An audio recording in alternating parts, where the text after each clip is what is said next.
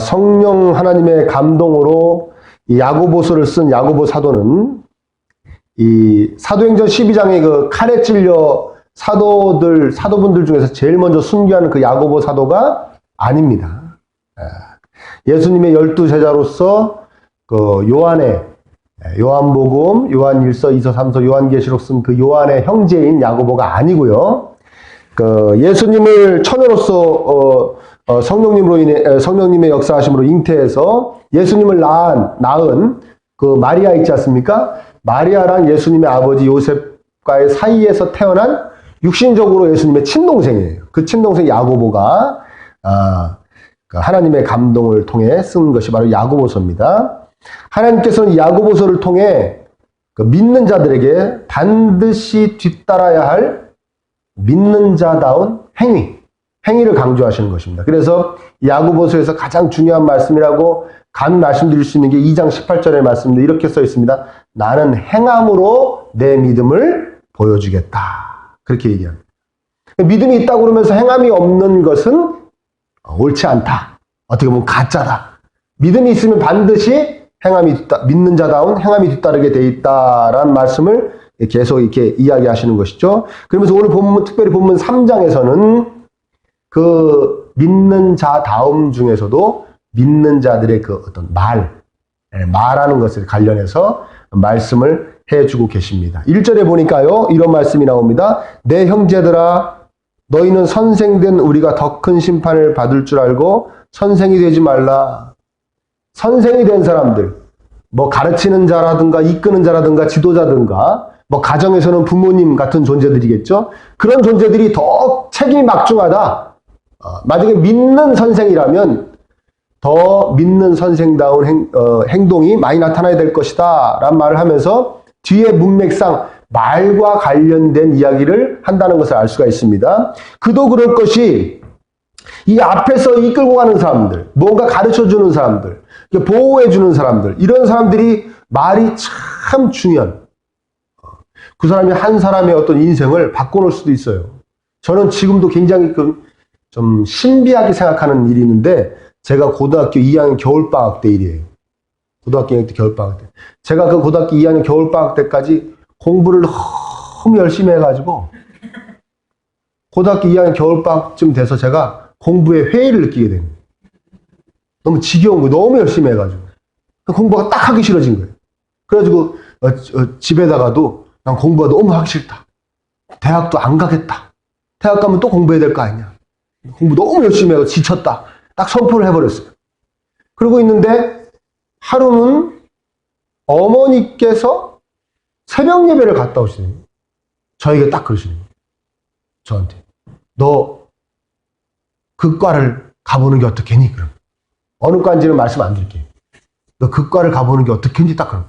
뜬금없이 태어나서 처음으로, 창세 이래 처음으로 우리 어머님 입술에서 그 과가 나온 거예요. 그 과가 있는지는 어떻게 아셨는지. 네. 가보지 않겠니? 딱 그렇게 말씀하시는데 저는 그때 내가 거길 왜 가냐고 그랬는데 그 얘기가 저한테 확 박힌 거예요. 그래서 나중에 거기 갔어요, 제가. 나중에 여쭤봤어요. 어머니, 그때 그 얘기를 왜 하신 거예요? 새벽 예배 가서 기도했더니 하나님이 그렇게 감동을 주신 거예요? 그랬더니 뭐라고 그러시냐면, 아니, 그냥 얘기했어. 갑자기 그렇게 얘기하고 싶더라고. 정말 아무렇지도 않게 말씀하셨는데 저는 그렇게 해서 그 대학교 그 과를 간 거예요. 그러니까 정말 신기한 것이죠. 그리고 제가 이 목회를 하기 전에 몸담았던 어떤 분야에서 아주 그 저명한 분이 있었어요.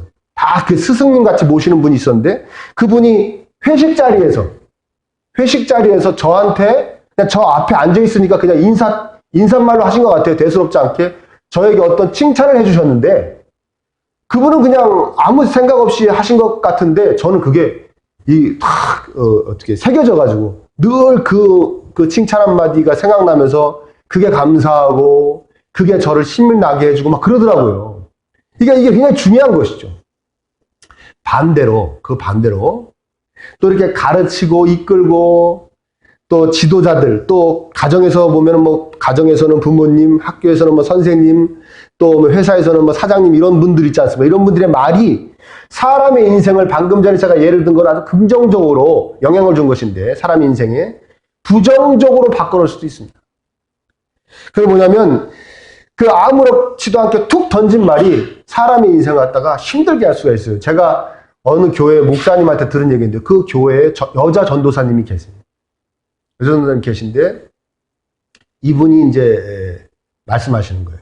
어릴 때 방에서 자기가 뭘 막 하고 있는데 그 전에 이제 시골 같은데 이렇게 되는 이렇게 텀마루가 있고 방이 이렇게 이렇게 문이 있는데 문이 이렇게 창호지 같은 걸로 돼 있어가지고 소리가 다 들리지 않습니까? 근데 아버지가 그 텀마루 같은 데 앉아가지고 그 텀마루 맞나요? 시골에서 안 자라갖고 제가 거기서 이렇게 뭘 하고 계셨는데 옆집 분이 오셔가지고 이 여자 전도사님 그러니까 딸이죠, 딸. 그분은 딸을 이 전도사님에 대해서 얘기를 했나 봐요. 걔는 뭘 잘하고 막 이렇게 얘기하니까 아버지가 이렇게 얘기했대. 그럼 뭐해? 못생겨가지고. 그랬다는 거예요. 네? 근데 그때 그 여자 전도사님 어린 나이인데 그게 팍 박힌 거예요. 그리고 어떤 증상이 일어났냐? 연애를 못하는 거예요. 연애를. 왜 못하냐? 누가 이렇게 좋다고 그러다가도 무슨 생각이 되면 그 아버지 말이 생각나요. 못생겨가지고. 그래가지고 내가 못생기게 이제 지금은 나를 뭐 좋다고 그러지만 내가 못생긴 게 그 사람한테 더 이렇게 강하게 인식되면 저 사람이 나를 떠나갈 거야. 그럼 두려움이 막 자기를 엄습해가지고 자기가 담을 딱 쌓고 사는 거예요. 못생기면 연애도 하면 안 돼. 이런 식으로 딱 담을 써가지고 정말 나이가 차고 또 차고 딱 차고 그랬는데도 연애 한번 제대로 못하고 당연히 연애를 못하면 뭘 못한다? 혼인을 못하고 그러고 살아왔다는 거예요. 나중에 이제 거기 교회 목사님들하고 막 어떤 많은 대화를 하고 기도를 하고 그래서 그게 치유가 됐대. 치유가 돼가지고 나중에 혼인을 했다고 나중에 저한테 이제 연락이 왔었어요. 참 기뻐하고 그랬었는데 그런 거예요. 응? 저희 주변에도 보면은 그렇게 자녀들한테 그렇게 왜 다른 분들이 자기 자녀에 대해서 막 칭찬하면 약간 민구하기도 하고 그래서 에이 제가 뭘 잘합니까? 뭐 그분이 그러잖아요. 예? 자기 자녀를 좀 약간 살짝 이렇게 겸손하게 막 하는 거 있지 않습니까? 근데 이런 표현을 하는 분들이 있어요. 에이 못생겨가지고 아주 대놓고 그러는 경우도 있죠. 못생겨가지고 막 그런단 말이에요. 그러면 왜 자식한테 못생겼다고 그럽니까? 못생긴 건 저도 알겠는데요. 왜 못생겼다고 그럽니까? 상처받게 그러면 뭐라 그러면 또 지가 이쁜 줄 알고 교만해질까봐 그런다고. 본인이나 겸손해지세요. 본인이나. 다 자기도 압니다. 자기 못생긴 거. 예? 교만해지지 않습니다. 그러니까 그런 말 한마디가 사람에게 큰 상처가 되고 그래서 아주 인생에 부정적인 영향을 끼칠 수가 있다라는 것이죠. 얼마나 중요합니까? 아멘입니까? 그래서 이제 지도자 된 사람들, 선생님, 뭐 이런 분들, 인도하시는 분들, 가정에서는 부모님 이런 분들 참 말이 중요해요. 그래서 1절에 보면 이거 좀 강하게 극한 표현을 쓰셔가지고 아예 많이 선생되지 마라. 선생 생각하지 마라. 이게 무슨 얘기입니까? 그렇게 중요하다는 걸 깨달아라. 뭐 그런 이야기입니다. 강조하는 표현을 쓰신 것이죠. 그러면서 말에 대해서 더 자세하게 설명을 해주십니다. 뭐라고 그러냐면 2절에 우리가 다 실수가 많으니 만일 말에 실수가 없는 자라면 곧 온전한 사람이라. 능히 온몸도 굴리 씌우리라. 말에 실수가 없으면 온전한 사람이라는 거예요. 완벽한 사람이라는 것이죠. 자신이 하는 말을 잘 제어하는 사람은 자신의 몸, 삶도 제어할 수 있다. 뭐 그런 표현일 것입니다. 그러면서 3절에 또 이렇게 이야기합니다. 우리가 말들의 입에 재갈 물리는 것은 우리에게 순종하게 하려고 그 온몸을 제어하는 것이다. 달리는 말, 이 입에 재갈을 물려서 온몸을 제어하고 또 4절엔 이렇게 얘기하죠. 또 배를 보라 그렇게 크고 광풍에 밀려가는 것들을 지극히 작은 키, 배를 조종하는 키 있지 않습니까? 키로서 사공의 뜻대로 운행한다. 배는 그 큰 배를 작은 키로 제어할 수 있는 것처럼 이와 같이 요 작은 거지만 여기서 나오는 말 아주 작은 거지만 그것이 네 온 몸을, 네 온 삶을 제어할 수 있다라는 것입니다. 그러면서 5절에 이렇게 얘기합니다. 이와 같이 혀도 작은 지체로 돼 큰 것을 자랑하도다. 큰 것을 자랑한다는 건 그렇게 큰 존재감이 있다는 거예요. 뭐가요? 혀가. 말이 나의 삶에 있어서 굉장히 존재감이 있다는 겁니다. 작은 불이 큰 나무를 태우듯이, 작은 불이 숲을 태우듯이 말은 정말 무섭다. 그야말로 불이다. 온몸을 더럽힐 수도 있고 6절에 삶을 망가뜨릴 수도 있다. 온몸을 더럽히고 삶의 수레바퀴를 불사르느니 그랬습니다. 말이 온몸을 더럽힐 수도 있고 자기를 더럽힐 수도 있고 삶을 불태운다. 망가뜨릴 수도 있다는 거예요. 말이. 어떻게 동감하십니까? 우리 말 한마디로 천냥빚을 갚는다 그러잖아요. 반대로 말 한마디로 모든 노력을 물거품을 만들기도 합니다. 여러분 이런 말 들어보셨습니까? 너는 죽어라 해놓고 말로 다 날려버려. 그런 말 들어보셨습니까? 네. 들어보신 분들은 심각한 분들이에요. 다른 사람이 듣는 걸 들으셨죠? 네. 본인이 들은 거 아니고. 네. 그렇죠. 네, 깜짝 놀랐죠? 저는 몇 번 들었어요. 저는 몇 번 들었어요. 뭐라고요? 너는 죽어라 해놓고 말로 다 날려버려. 그래. 오랜 시간 정말 저 사람하고 관계를 가지려고 공을 들였는데 말 한마디 툭 실수해가지고 관계가 퍽 깨져버려요. 정말 죽도록 헌신하고 섬겼는데 그렇게 애를 썼는데 말 한마디 툭 잘못 던져가지고 관계가 그 애쓴 것이 허사로 돌아가는 것뿐만 아니라 오히려 원수가 되고요. 그러면 우리는 종종 볼 수가 있습니다. 정말 그야말로 확 불살라버리는 거죠. 그러니까 불이에요. 말이 불이에요. 그 관계를 그냥 확 불살라버려요. 그야말로 내 삶을, 내 노력을, 내 헌신을, 내 섬김을 확 태워버리는 것이죠. 얼마나 무섭습니까, 여러분? 그렇죠. 여러분, 저도 그 전에 직장 생활을 했지만 직장에서 가장 문제되는 시간이 어느 시간인 것 같습니까? 1번 업무 시간, 2번 회식 시간. 회식 시간이에요. 업무 시간에는 어느 정도 이렇게 위아래가 있고 긴장이 돼가지고 좀 이렇게 하고 있지만 회식 시간에 살짝 풀어져가지고 한번 툭 던진 거로 찍히는 거예요. 사장님한테 찍히고 상사한테 찍히는 거예요. 그거 참 무서운 거예요. 그 별 먹은맘 없이 던진 말이거든요. 그런데 문제는 뭐냐? 문제가 뭐냐? 그러면 이게 제어가 어렵다는 겁니다.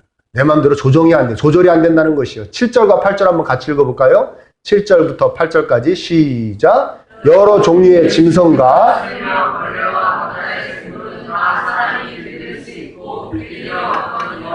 혀는 능히 길들일 사람이 없나니 쉬지 아니하는 악이요 죽이는 독이 가득한 것. 하다못해 짐승도 날아다니는 새도 기어다니는 벌레도 심지어는 물속에 있는 생물까지도 우리 돌고래 훈련시키잖아요. 길들여지는데 세상에 길들일 수가 없는 게 요 혀라는 거예요. 이게 안 된다는 거예요. 자기 마음대로 안 된다는 것입니다. 그렇죠. 여러분들 사람들이 왜 상처받습니까? 어떤 상황에서도 상처를 받지만요. 대부분 다 말에 상처를 받는 거예요. 말에 상처를 받는 것이죠. 대다수가 누가 던진 한마디의 말. 근데 내 말에 누가 상처를 받았다고 그러는데 내가 먹은 마음이 던져서도 상처를 받지만 그냥 아무 생각 없이 툭 던져도 상처받죠. 이게 얼마나 어처구니가 없는 일이에요. 내가 잘 조절했으면 좋겠네.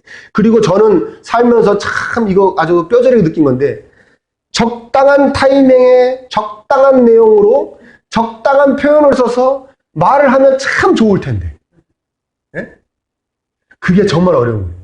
그게 정말 어려워요. 그래가지고 그 전에 제가 부교육제 때는 담임 목사님하고 이렇게 어떤 신방을 가다거나 지금 회의를 한다든가 회식을 할 때 보면요. 언제 말을 해야 되나. 이거를. 또 뭔 얘기를 해야 되나. 너무 이게 막 신경 쓰고 막 긴장하다가요. 엉뚱한 얘기하고 끝나는 거 있죠. 엉뚱한 얘기. 아주 그냥 불편해지는 얘기를 툭 던지고 얘기가 끝나버리면 집에 와가지고 하루 종일 그게 머릿속에 왔다가 아니 내가 바보지 왜 거기서 그 얘기를 왜 했지? 아니 속에도 없는 얘기를 왜 했어 그걸? 아이고 정말 바보짓 하고 왔다. 아멘입니까?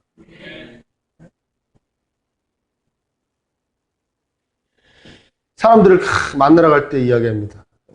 만나러 갈 때 생각합니다. 오늘 가서 정말 말 조심해야지. 말도 좀 덜 하고, 말 좀 많이 듣고 그래야지. 혼자 다 얘기하다 옵니다. 입에서 단내가 날 때까지. 좋은 얘기 했냐?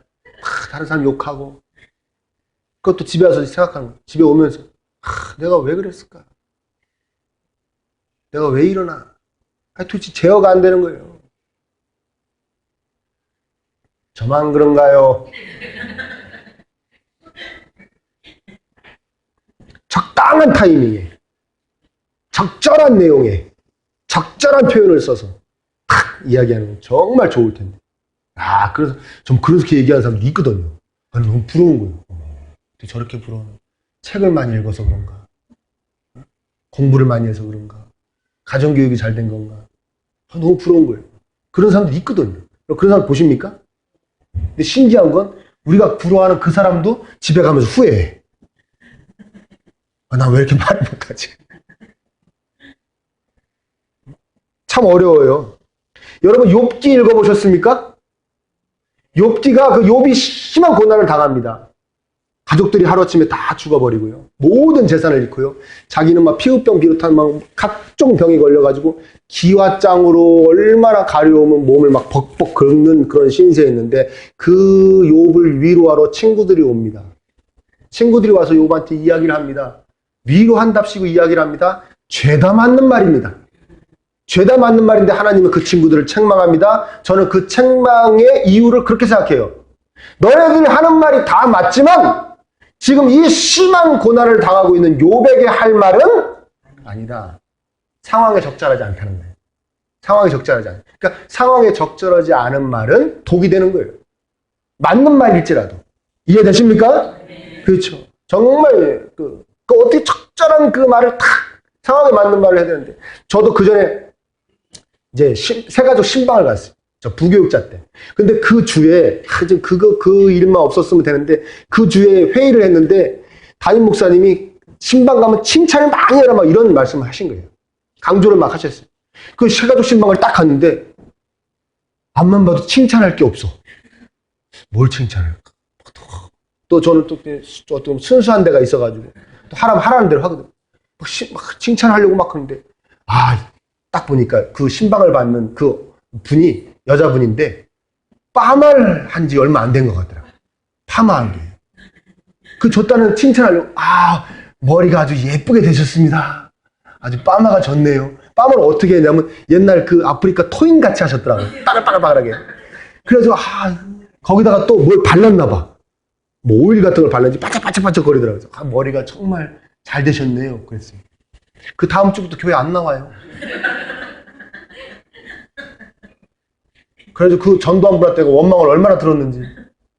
자기 머리 이상하게 나와서 속상해 죽겠는데 젊은 목사가 와서 놀렸다고. 난 칭찬한 건데 사실 거짓말이었지만.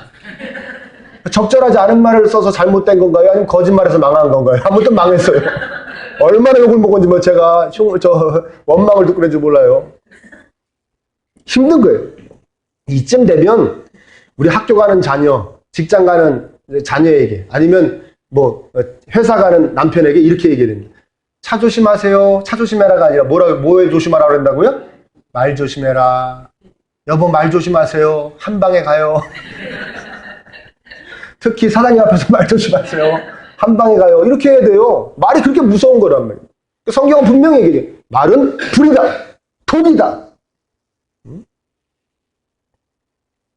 그 말을 제어하는 게 이렇게 힘듭니다. 성경은 방법을 한 가지 제시합니다. 몇 군데에서 이렇게 제시하더라고요. 제가 찾아보니까요. 한 가지 방법을 제시하는데 이런 방법을 제시합니다. 될 수 있으면 말을 적게 해라. 말을 적게 해라. 근데요. 100% 맞는 말씀이죠. 그런데요. 말을 기본적으로 적게 하는 분들도 계세요. 말의 수가 적은 분들 있잖아요. 그런데 그런 분들이 어쩌다가 큰맘 먹고 한 말이 그 상황에 적절하지 못하면 실수가 돼버리면요. 핵폭탄이 됩니다. 그렇죠. 정말 말 평상시 안 하는 분들이 툭 던졌는데 그게 실수로 한 말이 되면요. 그건 핵폭탄이에요. 말이 많은 사람들이 막 평상시 실수하는 거냐? 이게 총알밖에 안 돼요. 근데 말수가 없는 사람이 어쩌다 한번 툭 던졌는데 그게 상황에 적절하지 않으면 그건 핵폭탄이 되는 거예요. 그 더 큰 어떤 그 상처를 주는 것이거든요. 그리고 무엇보다 말 많이 해오던 분한테 말 적게 하라고 그러면 병납니다. 말 많이 해오던 분은 말 많이 해야 돼요. 큰일 납니다. 병나요. 이해되십니까? 그러니까 그거는 그 방법 가지고는 안 되는 것 같아요. 그래서 제어하기가 너무 힘든 것이죠. 그러니까 지금까지는 그나마 말의 실수에 대해 이야기한 것이고요. 이제 말이 진정한 범죄가 되는 상황에 대해서 하나님께서 말씀해 주십니다. 그것이 바로 9절과 10절입니다. 9절과 10절 연속으로 또 읽어보겠습니다. 시작! 이곳으로 우리가 주 아버지를 찬송하고 또 이곳으로 하나님의 형상대로 지음을 받은 사람을 저주하나니 하나님께서 찬송과 저주가 나누노라. 내 형제들아 이것이 마땅하지 아니하니라. 이건 정말 아닌 것 같다. 형제들아 이건 이렇게 하는 건 아닌 것 같다 하면서 극과 극의 말을 제시합니다. 하나님 아버지를 찬송하는 말. 그리고 하나님의 형상대로 지음을 받은 사람을 저주하는 말. 그게 너의 입에서 찬송도 나왔다가 저주도 나왔다는 거예요. 이거 옳지 않다. 그런 거죠. 이거 극과 극, 반대 개념이죠. 반대 개념. 하나님을 찬송, 사람을 저주. 이게 극과 극이라는 거예요. 이거 반대라는 거예요. 그러면 하나님을 찬송하는 거의 반대말은 뭘까요? 하나님을 모욕하는 거죠. 모독하는 것이죠. 이해되십니까? 알고 아멘 하시는 거죠? 네. 하나님을 찬송하는 거의 반대말은 하나님을 모독하는 것이죠. 이해되세요? 그러면 아까 하나님을 찬송하는 거의 극과 극이 뭐라고 그랬죠? 사람을 저주하는 거라고 그랬죠. 근데 하나님을 찬송하는 거에 반대말 하나님 모독하는 것이죠. 그러면 우리 뭐 이렇게 방정식으로 이렇게 하면 어떻게 되는 겁니까? 사람을 저주하는 말은 곧 하나님을 모독하는 말이라는 거예요. 그래서 야고보 사도가 그건 마땅하지 않다. 그럴 수 없다. 너는 왜 하나님을 찬송했다, 하나님을 모독했다 그러냐 이런. 하나님께서는 당신의 형상대로 창조하셨던 사람을 귀히 여기시고 어떻게 해서도 고치시려고, 고쳐서 다시 사람답게 살게 하시려고 십자가에서 피를 흘리셨는데 네가 그 하나님의 형상대로 지음받은 사람을 귀히 여기지 않고 욕하고 저주한다면 그것이 바로 하나님을 모독하는 것이다. 하나님의 형상대로 지음받은 사람을 저주하는 것이 곧 하나님을 모독하는 것이다. 그게 죄가 된다. 그런 것입니다. 하나님을 모독하지 않으시기를 축원합니다. 하나님 모독하지 않는 거는 사람 저주하지 않는 거라고 그랬습니다. 오늘 또 어저께 일주일 동안 사람을 저주하지 않으셨나요? 아멘이죠. 저주. 저건 뭐 어떻게 지옥불에 달달 볶아가 뭐 이렇게 안 하셨죠? 예? 그렇게 안 하셨죠? 근데 여러분 저주가 뭐냐? 저주는 이거예요. 한번 따라합니다. 어디? 얼마나 잘 되나? 내가 볼 거야. 이게 저주예요. 그 다음에 그것만 저주가 아니라 여러분들이 입술에 나오는 말에 관련된 거니까요. 말은 저주가 뭡니까? 욕이 다 저주예요. 부정적인 말이 다 저주입니다. 그렇죠? 저주예요. 근데 이것도 안 하려고 그러는데 내 마음대로 제어가 안 되는 것이죠. 이것도 제어가 길들여지지가 않아요. 그래서 욕을 합니다. 저주를 합니다. 한 말로 그야말로 죽이는 것이죠. 텔레비전에서 뉴스를 보다가 한 3명 죽이고요. 어르신들은 또 그 드라마 보면서 이렇게 많이 죽이시대. 네? 어르신들은 왜 이렇게 너무 막 빠져들으셔가지고 출연자들을 싹 죽이시더라고요. 운전하다가 또 얼마나 죽입니까? 운전하다가 한 명씩 죽이고 가끔은 또 그 차에 탄 일가족을 다 죽이고 학교 가서 친구 죽이고 선생님 죽이고 직장 가서 상사 죽이고 부하 직원 죽이고 동료 죽이고 사장 죽이고 군대 가서 다 죽이고 이웃도 죽이고 교인들도 죽이고 심지어는 가족도 죽이고 자녀도 죽이고 말로 다 죽이는 거죠. 그 저주하는 겁니다. 참 안타까운 일이죠. 축복해도 축복을 다 하지도 못하고 사는 인생이 저주하고 죽인다? 참 심각한 것이죠. 어떻게 하면 좋습니까? 어떻게 할까요? 11절과 12절에 그 조금의 어떤 힌트가 있을 줄 믿습니다. 11절과 12절 한번 읽어보겠습니다. 시작. 샘이 한 구멍으로 어찌 단물과 쓴물을 내겠느냐. 내 형제들아 어찌 무화과 나무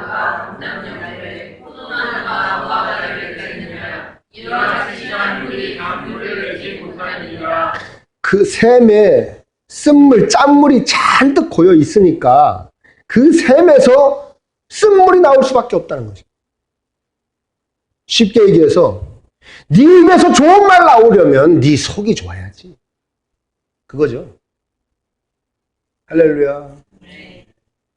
하나님의 말씀인 줄 믿으시길 축원합니다. 말은 내면의 상태를 표현하는 거예요. 내 말은 나의 상태를 표현하는, 내 내면의 상태를 표현하는 겁니다. 내가 아름다운 말, 은혜로운 말을 많이 쓰고 있다? 내면도 괜찮은 거예요. 내가 그렇지 않다? 내 입에서 자꾸 욕이 나온다? 저주의 말이 나온다? 부정적인 말이 나온다? 그때 우리는 깨달아야 됩니다. 내 속이 지금 정상이 아니구나. 이상하구나. 여러분, 정말 신기해요. 사람이 교만해지면요, 반드시 말이 거칠어집니다. 아멘? 이해되십니까? 이건 어떤 사람들이 잘하냐면 가까운 사람들이 잘 캐치해요. 그래서 경고를 해줘야 됩니다. 부부끼리라도 부모 자식 간에도 말이 막 거칠어지고 그러면 경고를 해줘야 됩니다. 요새 조금 올라가지?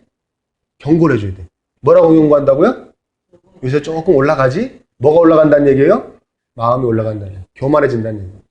반드시 경고해줘야 됩니다. 왜? 안 그러면 나가서 사고를 치거든요. 학교 가서 치고 직장 가서 치고 교만해지면 반드시 사고를 치거든요. 말이 거칠어져요. 그러니까 가까운 사람들이 찝어줘야 돼요.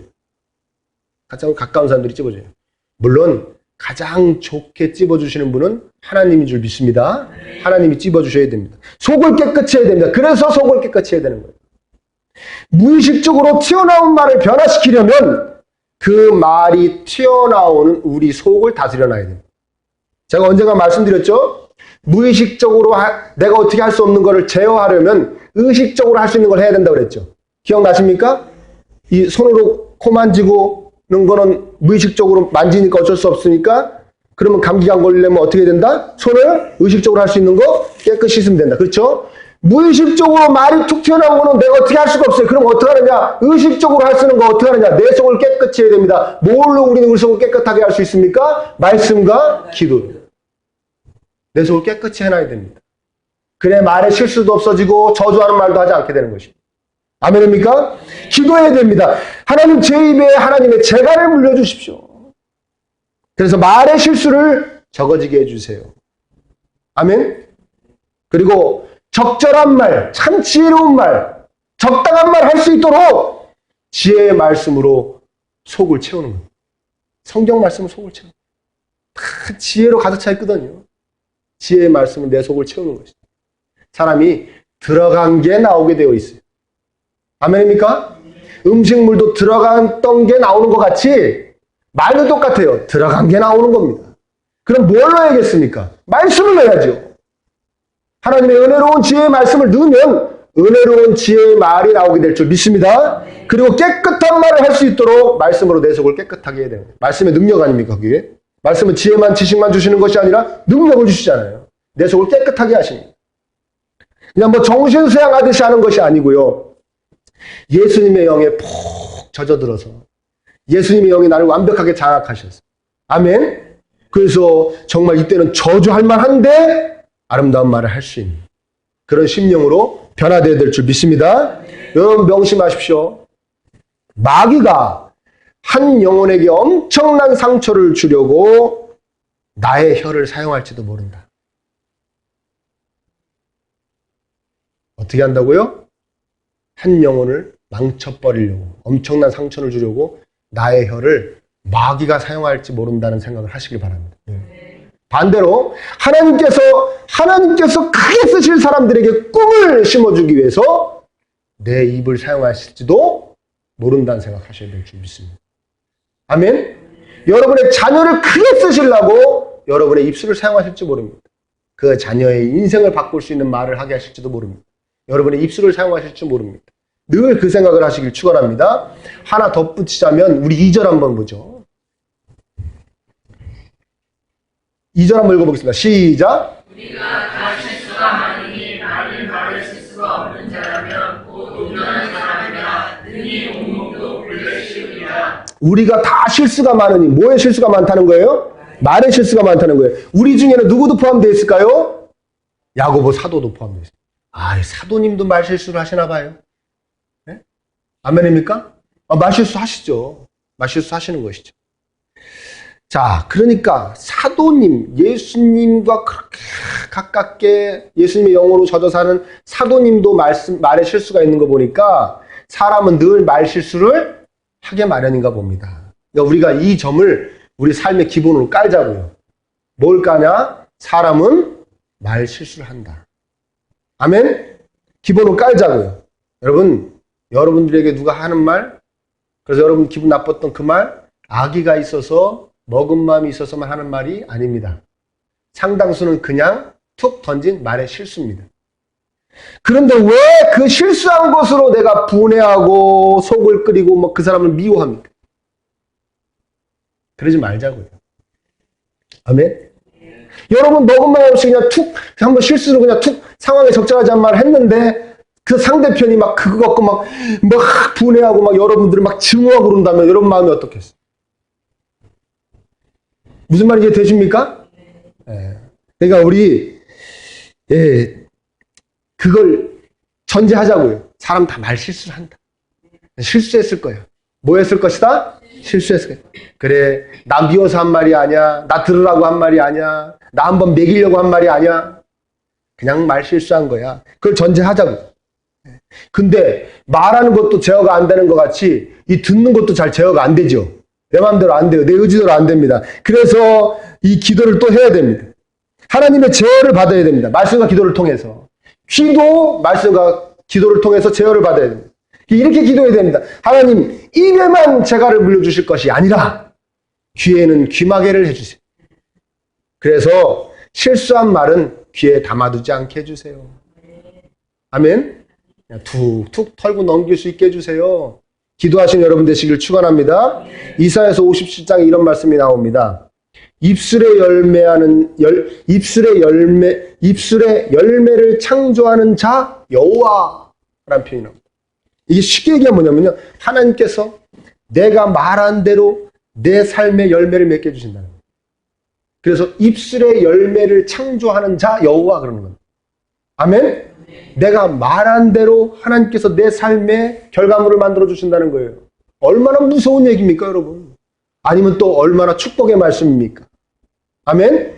내가 이상한 얘기, 저주하는 얘기, 이런 얘기만 하면 내 삶에 그런 게, 너무 무서워서 표현하기 싫은 그런 게 만들어질 것이고, 내가 하나님 찬양하는 얘기, 찬송하는 얘기, 칭찬하는 얘기, 아름다운 얘기, 복된 얘기 하면 내 삶에 하나님이 그런 아름다운 거를 만들어 주신다는 거예요.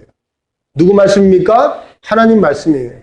입술의 열매를 창조하는 자 여호와께서 하신 말씀입니다. 지혜로운 말, 다른 사람 기분 좋게 해주는 말, 신나게 하는 말, 하나님을 높이는 말, 예수님의 그 피 묻은 복음을 전하는 말, 이런 말 많이 하시길 바랍니다. 이런 말씀, 아름다운 말씀 많이 하셔서 하나님께서 여러분의 삶에 아름다운 결과물들, 열매들을 많이 창조해 주시기를 이 시간에 축원합니다.